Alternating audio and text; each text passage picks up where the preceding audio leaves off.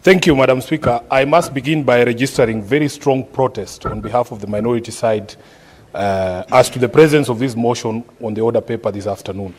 When I saw this motion on the order paper, I called, and the records can show, I called the leader of majority, the Honorable Senator for Kericho, Aaron Cheriot.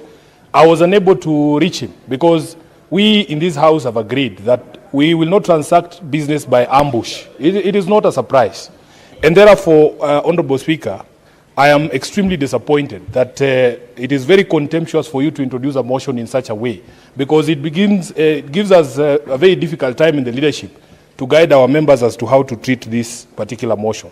Secondly, Honorable Speaker, I protest because I don't like being made to look like a fool.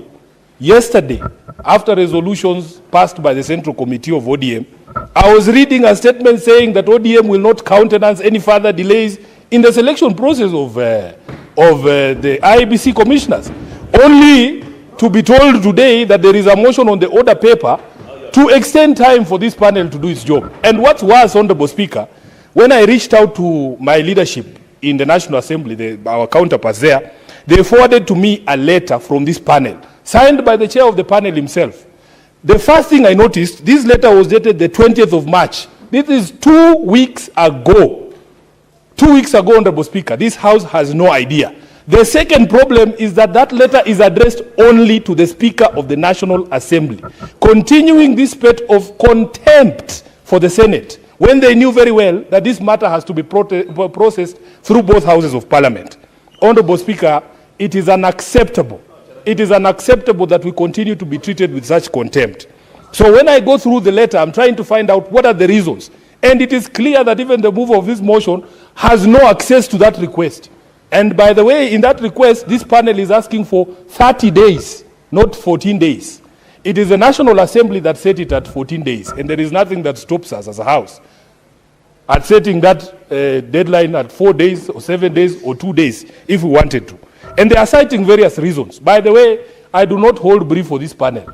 And I have strongly objected to, I don't want to be distracted, Honorable Speaker.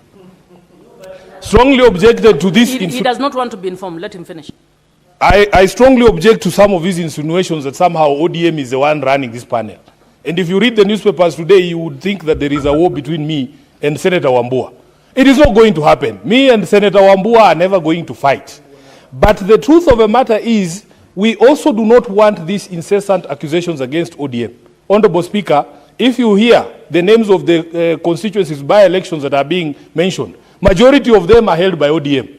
ODM was holding Ugunja, we are holding Magarini, we have a nominee to cabinet, and there is a young man from Kajiado waiting to replace John Badi in the National Assembly. If anything, we are the ones who are suffering the greatest prejudice. Some of these political parties that you see making noise about ODM, and I have asked Senator Wambua to distance himself and his party from some of these non-entities making noise, and you know very well that they cannot field a candidate in Banisa. They are village political parties. I don't know what, Senator Wambua, you are doing with these characters.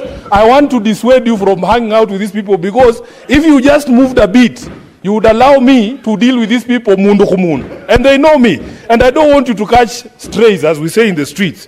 Honorable Speaker, some of the reasons these people have given, they are saying that the time is too short because they shortlisted 116 people.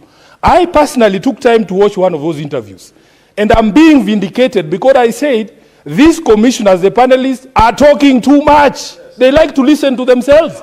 Instead of putting a question to a candidate and allowing them to talk, somebody is asking a windy, long question. And now I am being asked, after complaining that they are talking too much, they write to me to extend time so that we can listen to them more. We don't want to hear what you have to say. We want the candidates, the people who are coming to run elections, to speak so that we can know what they are all about. Therefore, Honorable Speaker, I want to conclude and say, even if I'm inclined, even if I'm persuaded, please, the sort of contempt that is being extended to this Senate will not be allowed to go on any further. Mr. Makanda should have known that there are two houses of Parliament. He is a PhD holder, for heaven's sake. He should have written to our Speaker and written to the Speaker of the National Assembly on the 20th, and we would have had time to debate this motion and give him what he wants. I thank you, Honorable Speaker. Senator Korir. Yeah, thank you very much, Madam Speaker. I would want